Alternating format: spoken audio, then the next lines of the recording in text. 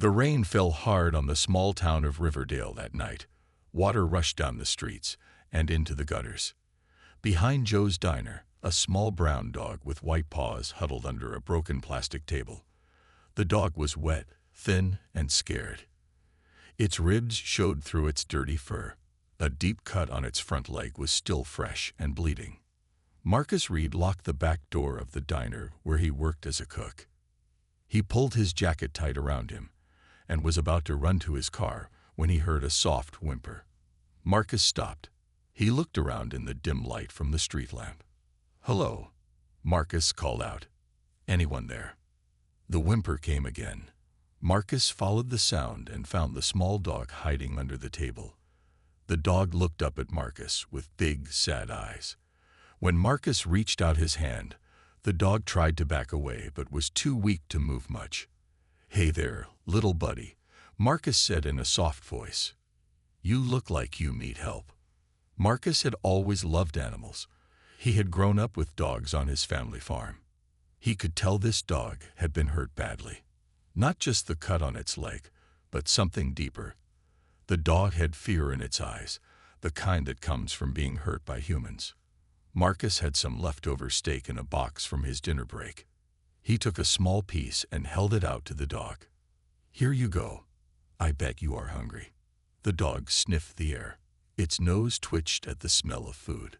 Slowly, the dog crawled forward and took the meat from Marcus's hand. It ate quickly, like it had not had food in days. While the dog ate, Marcus looked at its leg. The cut was deep and needed to be cleaned before it got worse. There was no collar on the dog. It looked like it had been on its own for some time. "You need a doctor, little guy," Marcus said, "and a warm place to sleep." Marcus took off his jacket and gently wrapped it around the dog. At first, the dog tensed up, like it was waiting to be hit. But then it seemed to understand that Marcus was trying to help. The dog let Marcus pick it up and carry it to his car. On the drive home, Marcus talked to the dog. "I'll call you Chance, because everyone deserves a second chance, right?" The dog looked at Marcus but made no sound. Not a bark, not a growl, nothing. It just watched Marcus with those sad eyes. Marcus lived in a small house on the edge of town. It was not much, but it was clean and warm. He carried Chance inside and set up a place for the dog to sleep with old blankets in a box next to his bed. "Tomorrow we will see the vet," Marcus told Chance. "But tonight, you just rest." Marcus cleaned the cut on Chance's leg as best he could. He gave the dog more food and fresh water. Chance ate and drank, then curled up in the box of blankets. For the first time, the dog seemed to relax a little. That night, Marcus woke up several times to check on Chance. The dog was sleeping, but not peacefully. Its legs twitched, and it made soft crying sounds in its sleep. Marcus wondered what had happened to make this dog so afraid. Who had hurt it so badly? What Marcus did not know was that Chance's story was much darker than he could imagine, and it would soon connect to a famous movie star in a way no one could predict. The next morning, Marcus took Chance to the vet. Dr. Sarah Jenkins was kind and gentle with the scared dog. She cleaned and stitched the cut on his leg. She also gave him shots to keep him healthy. "This dog has been through a lot," Dr. Jenkins said as she checked Chance all over. "He has old scars under his fur, some broken bones that did not heal right. Someone was very mean to this dog." "Will he be okay?" Marcus asked. "His body will heal," she said, "but his mind might take longer. Have you heard him bark yet?" Marcus shook his head. "No, not once." Dr. Jenkins looked in Chance's mouth and throat. "There is nothing wrong with his voice. He can bark. He just does not want to. Sometimes when dogs are hurt badly, they stop barking. They learn that making noise brings more pain." This made Marcus sad and angry. Who would hurt a dog so much? He paid the vet bill and took Chance home. Over the next few weeks, Marcus and Chance got to know each other. Marcus learned that Chance liked to sleep on the cool kitchen floor. He liked cheese but not carrots. He loved to have his ears rubbed. But Chance never barked. Not when the mailman came. Not when cats walked by the window. Not even when Marcus dropped a pan that made a loud noise. Most dogs would bark at these things, but Chance stayed quiet. Marcus had to go back to work at the diner, but he did not want to leave Chance alone all day. So he made a bed for Chance in the back room of the diner. Joe, the owner, liked dogs and said it was okay. Just keep him out of the kitchen, Joe said. Health rules. Chance was a good dog at the diner. He stayed in his bed most of the time. Some of the regular customers started to bring him treats. A little girl named Lily would read books to him while her mom had lunch. Chance seemed to like this. His tail would wag when Lily came in. One day, Marcus took Chance for a walk after work. They went down Oak Street, past the nice houses with big yards. Chance walked well on a leash, staying close to Marcus. But when they got to the blue house at the end of the street, something strange happened. Chance stopped walking. His body got stiff. His fur stood up. He stared at the blue house with fear in his eyes. "What is it, boy?" Marcus asked. "What is wrong?" Chance would not move. He just stood there, shaking a little, looking at the house. Marcus had to pick him up and carry him past the blue house. The next day, Marcus saw the man who lived in the blue house at the coffee shop. His name was Victor Kramer. He was tall with dark hair and a thin face. He kept to himself mostly. He worked nights at the factory outside of town. "Nice day," Marcus said, being friendly. Victor just nodded. Marcus noticed long scratches on Victor's arm when he reached for his coffee. "Those look painful," Marcus said, pointing to the scratches. Victor pulled his sleeve down quickly. "Cat," he said. "A stray cat did it." Marcus told Victor about finding Chance. He was hurt bad. Someone must have been mean to him. Victor's face changed. He looked nervous. "Too bad," he said. His eyes would not meet Marcus. "I have to go now." As Victor left, Marcus felt something was wrong.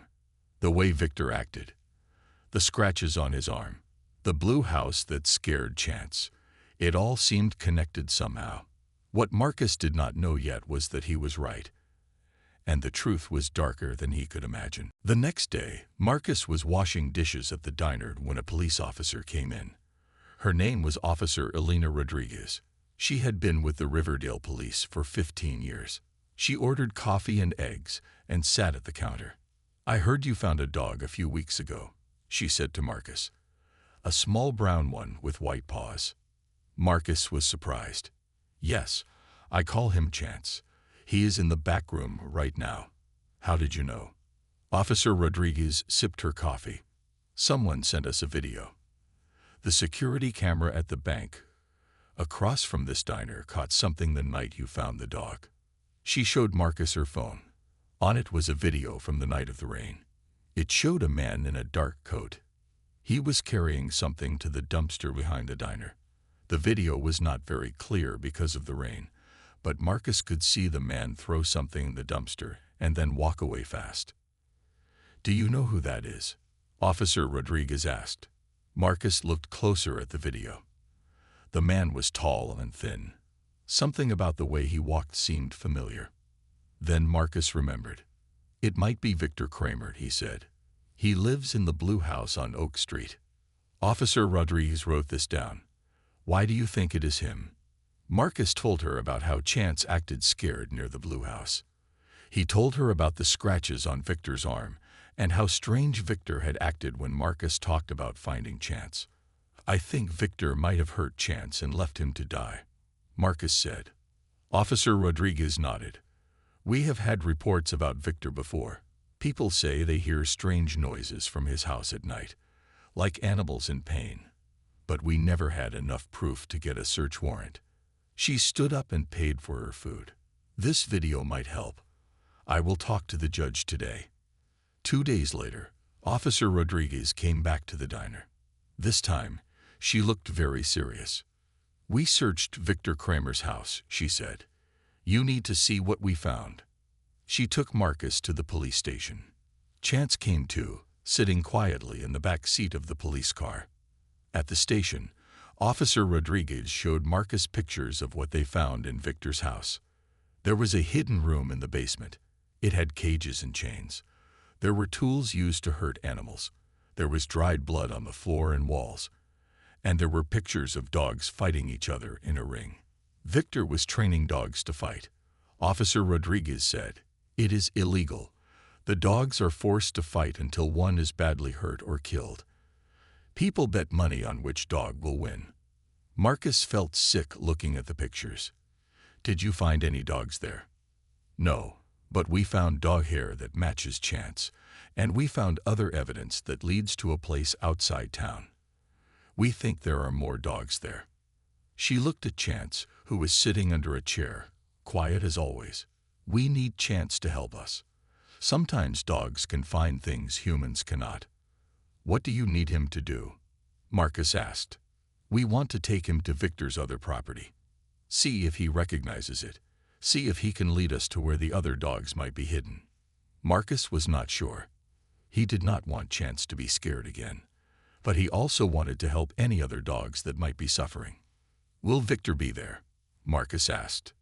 "No," Officer Rodriguez said. "We arrested him this morning. He is in jail now." Marcus thought about it. Then he looked at Chance. The dog had been so hurt, but he was still gentle and kind. Maybe he could help save others. "Okay," Marcus said. "We will help." Officer Rodriguez smiled. "Good. We go tomorrow morning." The next morning was cold and foggy. Marcus put Chance in the back of Officer Rodriguez's police car. They drove out of town, past farms and fields. After 20 minutes, they turned onto a dirt road.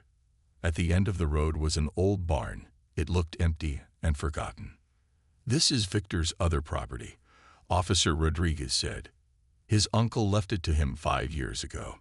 3 other police officers were already there. They waited by their cars. No one had gone inside the barn yet. They needed a search warrant, which Officer Rodriguez had in her hand. "Are you ready?" she asked Marcus. Marcus nodded and took Chance out of the car. As soon as Chance's paws touched the ground, the dog began to shake. His eyes went wide with fear. He tried to back up, to get away from the barn. "He knows this place," Marcus said, "and he is scared of it." Officer Rodriguez bent down and gently patted Chance. "It is okay, buddy. The bad man is not here. You are safe." Chance looked at Marcus, then at the officer. Slowly, he stopped shaking, but he stayed close to Marcus, pressing against his leg. The officers went to the barn door. It was locked with a heavy chain. One officer used large cutters to break the chain. The door creaked open. Inside, it was dark and smelled bad. Officer Rodriguez turned on her flashlight. The beam of light showed a dirt floor and old farm tools hanging on the walls. But there was nothing else in the main part of the barn. "Spread out," Officer Rodriguez told the other officers. "Look for anything unusual." One officer found a door in the back of the barn. It led to a smaller room. This door had 3 locks on it. The officers broke them open. The smell from this room was worse. When they shined their lights inside, they saw cages. 5 cages with dogs inside. The dogs were thin and dirty. Some had cuts and scars like Chance. They looked scared and sick. "Get the animal rescue team here now," Officer Rodriguez said to another officer. He went outside to make the call. Marcus felt tears in his eyes. These dogs had suffered so much. He looked down at Chance, who was still pressed against his leg. Now Marcus understood why Chance never barked. In this horrible place, making noise would have brought more pain. "We found more evidence," one officer called out. In the corner of the room was a box. Inside were papers with names and dates. There were pictures of dogs fighting. And there was money, lots of money. Victor was making people pay to watch dogs fight. Officer Rodriguez said, "He will go to jail for a long time for this." The animal rescue team arrived in a big white van. They had food and water for the dogs. They had blankets and medicine too. Carefully, they took each dog out of its cage and checked it. "They will live," the rescue team leader told Marcus. but they need time to heal, like your Chance. Marcus thought about the 5 dogs in the cages. He thought about Chance, who had somehow escaped from this terrible place. Chance was brave and strong to have survived. The animal rescue team loaded the 5 dogs into their van. They would go to a special place where people would help them get better. Maybe someday they would find good homes like Chance had. As they were leaving the barn, something strange happened. Chance pulled away from Marcus and walked to a spot near the door. He began to dig in the dirt with his paws. The officers watched as Chance dug deeper and deeper. Then Officer Rodriguez knelt down and reached into the hole Chance had made. She pulled out a small metal box. Inside were more papers and a phone. "This is even more evidence against Victor," she said. "Good job, Chance." For the first time since Marcus had found him, Chance wagged his tail with real happiness. He had helped to save the other dogs and to make sure Victor would be punished. On the drive back to town, Chance sat in Marcus's lap. The dog was tired, but seemed different somehow, like a weight had been lifted from him. Marcus scratched behind Chance's ears and felt proud of his brave dog. 2 weeks later, Victor Kramer went to court. Many people from town came to watch. Marcus sat in the front row with Chance on his lap. The small dog was calm but kept his eyes on Victor. The judge was a serious woman with gray hair and glasses. She listened as the lawyer from the town told what Victor had done. The lawyer showed the pictures from the barn and the blue house. He talked about the hurt dogs and the fighting ring.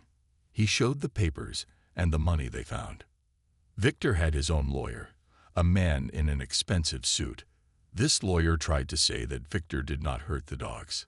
He said someone else must have used the barn. He said Victor was a good man who worked hard. Then it was time for witnesses to talk. Officer Rodriguez went first. She told about finding the dogs in the barn. She showed the video from the security camera of Victor throwing something in the dumpster behind the diner. Next, the vet Dr. Jenkins came to talk. She told about Chance's injuries and how they matched the tools found in Victor's house. She said that Chance never barked because he had been hurt when he made noise.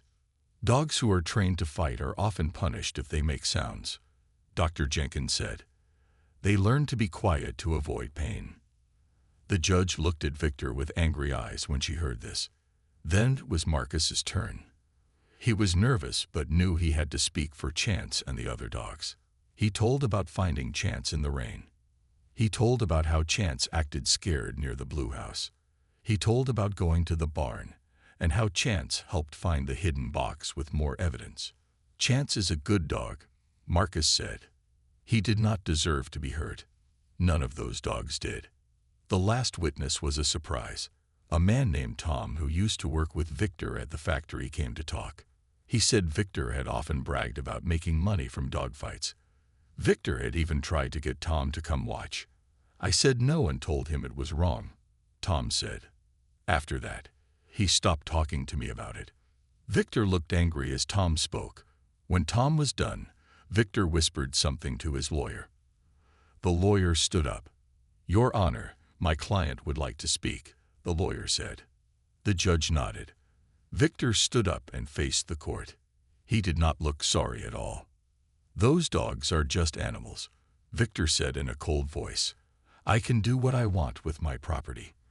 That dog there should have died in that dumpster. He was weak and useless for fighting."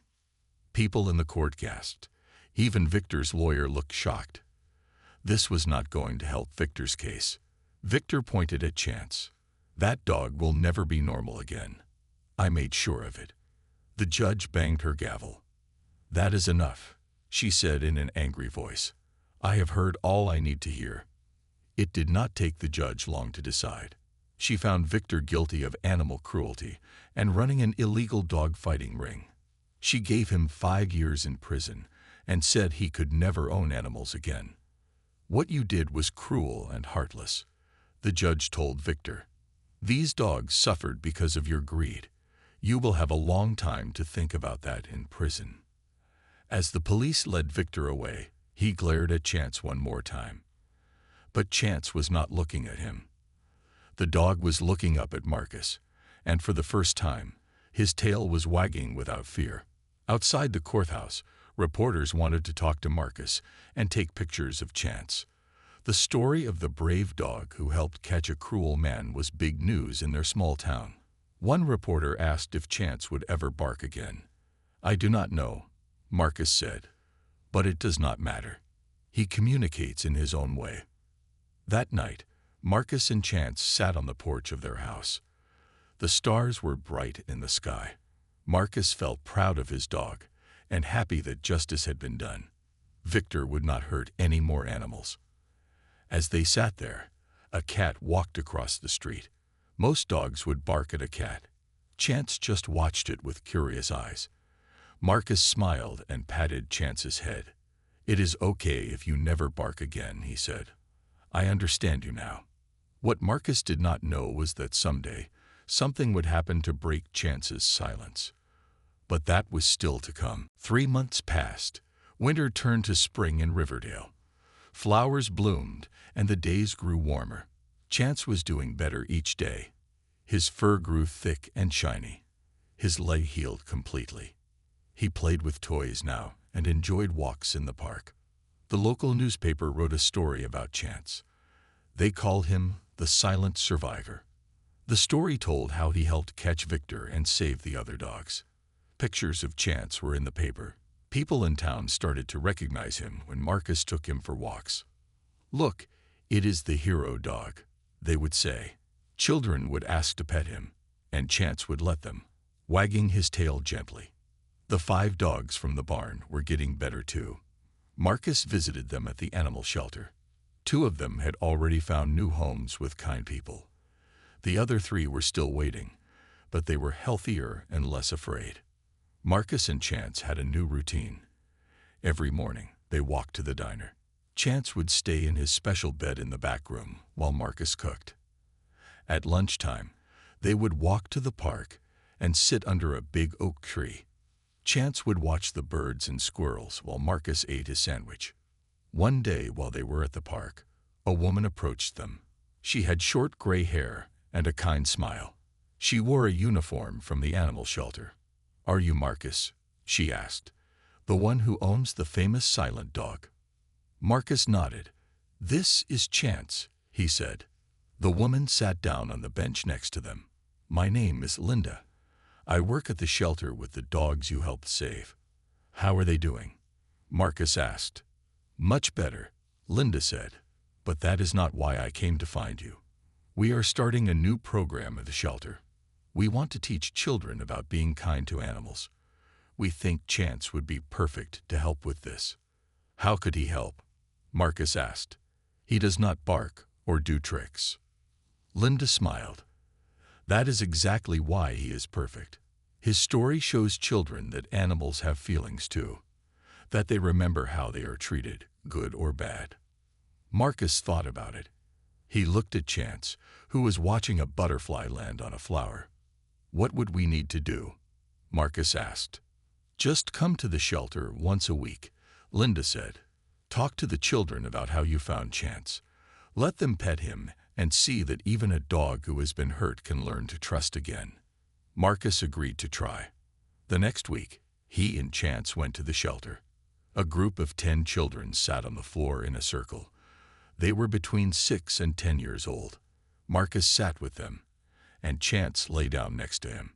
Marcus told the children a simple version of Chance's story. He did not include the scary parts. He just told them that Chance had been hurt by a bad person, but was now safe and happy. "Why does he not bark?" one little boy asked. "He was hurt when he made noise," Marcus explained. "So he learned to be quiet." "That is sad," a girl with pigtails said. "Yes, it was sad," Marcus agreed. "But now Chance is happy. He just shows it in different ways. See how his tail moves when he is happy. See how his ears perk up when he is interested in something." The children took turns gently petting Chance. The dog was calm and seemed to enjoy the attention. One little girl who was very shy sat apart from the others. She did not speak or try to pet Chance. Linda told Marcus that the girl's name was Amy. She had seen her parents fighting a lot and was afraid of loud noises. She did not talk much to anyone. Near the end of the visit, Chance did something surprising. He got up and walked over to Amy. Slowly, carefully, he lay down beside her. He put his head on her lap and looked up at her with his big brown eyes. Amy's face changed. A small smile appeared. She reached out a tiny hand and touched Chance's ear. The dog stayed very still, letting her pet him. "He knows," Linda whispered to Marcus. "He knows she needs a friend who understands being afraid." That day was the start of something new for Chance. Every week, he and Marcus went to the shelter to meet with children. Chance seemed to know which children needed him most. He would always find the shy ones, the scared ones, and sit with them. The program grew bigger. Schools asked Marcus to bring Chance to talk to students about animal care. The local news did a story about the silent therapy dog who helped children feel safe. Chance was changing lives, not just for the children, but for Marcus too. He had never thought he would be standing in front of groups, telling Chance's story. He had been quiet and kept to himself before. Now he was helping others understand the special bond between humans and animals. As spring turned to summer, Marcus felt grateful for that rainy night when he found a small, hurt dog behind the diner. Finding Chance had changed everything. Summer in Riverdale was hot that year. The town held a fair in the park with games and food stands. There was a small stage where local bands played music. People from all the nearby towns came to enjoy the day. Marcus took Chance to the fair. Many people knew them now and stopped to say hello and pet Chance. The small dog stayed close to Marcus but seemed to enjoy the attention. His tail wagged when children patted his head. Mayor Wilson, a tall woman with a big smile, came to talk to Marcus.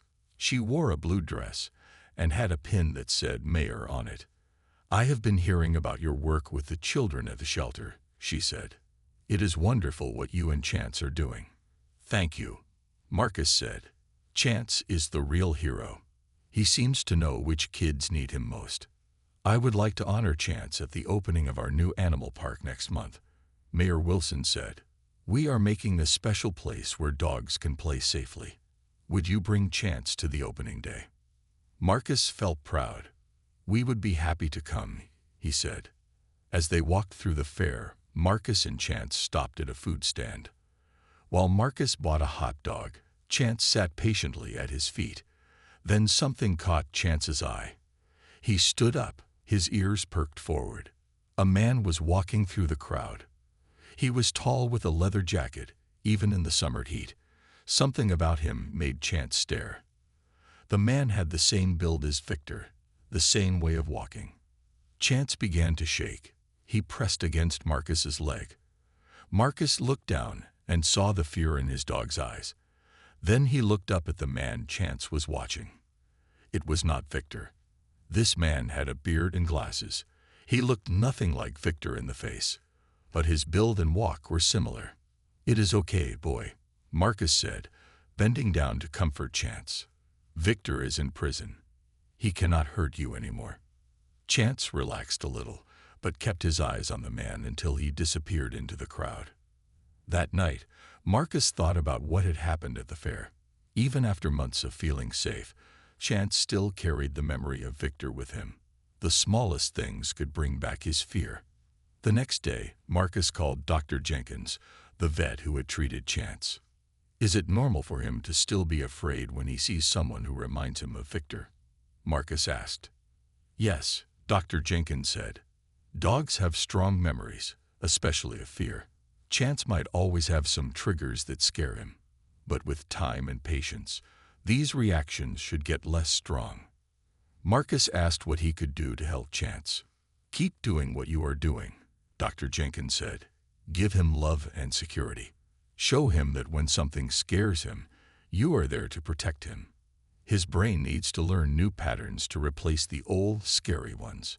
A week later, Marcus took Chance to visit Amy, the shy girl from the shelter program.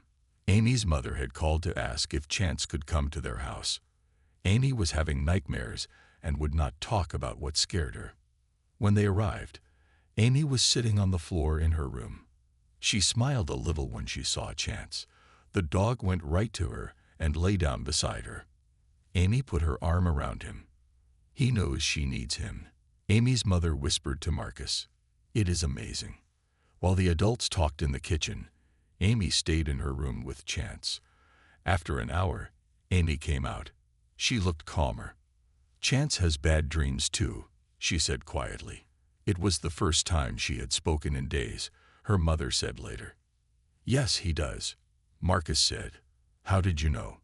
"He told me," Amy said, "not with words. But I can tell." Marcus realized that Amy and Chance understood each other in a way others could not. They both knew what it was like to be afraid and unable to speak about it. On the way home, Marcus felt a new sense of purpose. Chance was not just a pet. He was helping children heal. The dog who had been hurt so badly was now bringing comfort to others. At home, Marcus made a decision. He would ask for fewer hours at the diner. He would spend more time taking Chance to schools and shelters. Their story could help so many people understand about fear and healing. That night, as Chance slept on his bed near Marcus, his legs twitched in a dream. But this time, instead of whimpering in fear, the dog's tail wagged slightly. Even in his dreams, things were getting better. One morning in early fall, Marcus opened the newspaper and saw a headline that made him nearly drop his coffee. Movie star Jason Statham coming to Riverdale. The newspaper said that Jason Statham, the famous action movie star, was going to film scenes for his new movie in their small town. The movie was called Last Defense, and Statham played a former soldier who comes to a small town to start a new life, but gets pulled into fighting local criminals. The filming would happen in the town square next week. The movie people had picked Riverdale because it had the perfect small-town look they wanted. The mayor was very excited because the movie would bring attention to their town. Marcus was a big fan of Jason Statham movies. He had seen all of them. He loved the action scenes and how Statham always played tough but good characters. Marcus wondered if he might get to see the actor while he was in town. The next week, the movie crew arrived. They brought big trucks full of equipment. They set up lights and cameras in the town square. People from town gathered to watch, staying behind the ropes that the crew put up to keep the area clear. Marcus had the day off from the diner. He took Chance for a walk near the square, hoping to see some of the filming. Many people were already there, watching from behind the ropes. Marcus found a spot where he and Chance could see. A man with a clipboard walked around telling people to be quiet when the cameras were rolling. Another person put up signs that said, "Filming in progress." Then a black car pulled up, and Jason Statham stepped out. He wore jeans and a black t-shirt. His head was shaved, just like in his movies. People cheered when they saw him. Statham waved to the crowd with a smile. The director, a woman with red hair, showed Statham where to stand for the scene. They were going to film a part where Statham's character walks through the town square and meets a local shop owner. Marcus watched with excitement as they filmed the scene. They had to do it 5 times before the director was happy. Each time, Statham said his lines perfectly. Between takes, he joked with the crew and seemed friendly. After they finished that scene, the director called for a break. Statham walked toward his trailer, which was parked near where Marcus and Chance were standing. He stopped to sign autographs for some children. As Statham got closer, Marcus could see that he was wearing a brown leather jacket now. It looked old and worn, like it had been used a lot. Statham came to where Marcus was standing and noticed Chance. "Nice dog," Statham said in his deep voice with a British accent. He reached down to let Chance sniff his hand, which is what people should do when meeting a new dog. Chance sniffed Statham's hand calmly. Then the dog moved forward and sniffed at the leather jacket Statham was wearing. Suddenly, something changed in Chance's body. His fur stood up. His eyes grew wide. And then, the most amazing thing happened. Chance growled. A deep, low growl came from his throat. It was the first sound Marcus had heard him make in all the time they had been together.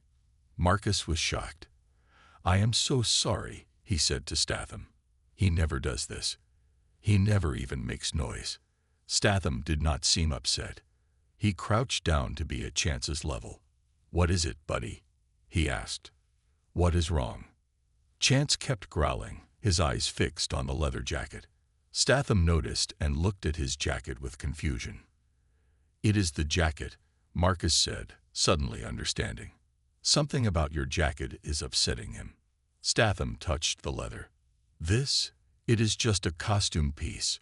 The wardrobe department gets these things from all kinds of places. They buy used clothes to make them look authentic." The costume designer, a young woman with glasses, heard them talking and came over. "That jacket was a local purchase," she said. "We needed some extra costume pieces and bought some things from a thrift store here in town." "Do you know where it came from before that?" Marcus asked. The woman checked a tag inside the jacket. "We keep records of all purchases," she said. "This one came from a lot of items that were donated to the thrift store. Original owner was listed as V. Kramer." Marcus felt a chill run down his spine. "Victor Kramer?" he asked. The woman nodded. "Yes, that is the name. Do you know him?" Marcus looked at Chance, who was still growling at the jacket. Now it all made sense. The jacket had belonged to Victor. It probably still smelled like him, at least to Chance's sensitive nose. "That jacket belonged to the man who hurt my dog," Marcus told Statham, "and the costume designer."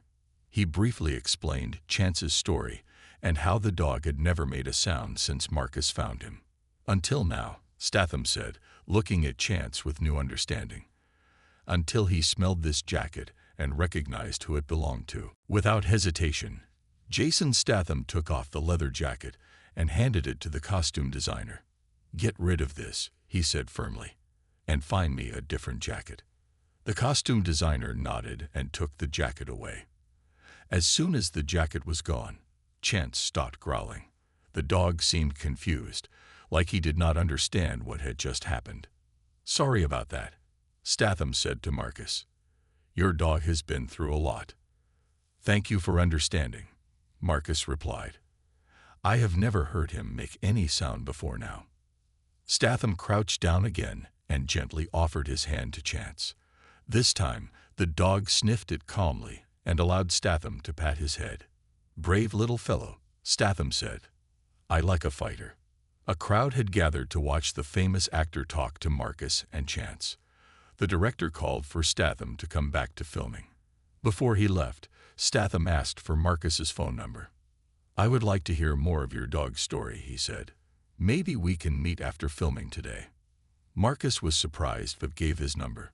Then Statham went back to work, and Marcus took Chance home.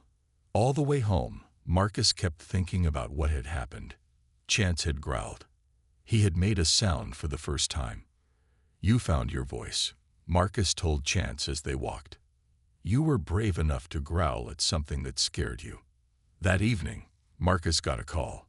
It was Jason Statham, asking if he could stop by Marcus's house. 20 minutes later, a car pulled up outside. Statham had changed into jeans and a simple blue shirt. He had a small bag with him. Marcus invited him in, still not quite believing that a famous movie star was in his living room. Chance watched from his bed, but seemed calm. "I wanted to properly meet your dog without that jacket upsetting him," Statham said. He sat on the floor near Chance's bed, not too close, "and I brought him something." From the bag, Statham took out a new dog toy and a box of fancy dog treats. "May I give these to him?" he asked. Marcus nodded. Statham placed the toy and treats near Chance, not forcing them on him. Chance sniffed the gifts, then gently took the toy in his mouth. "He likes it," Marcus said with a smile.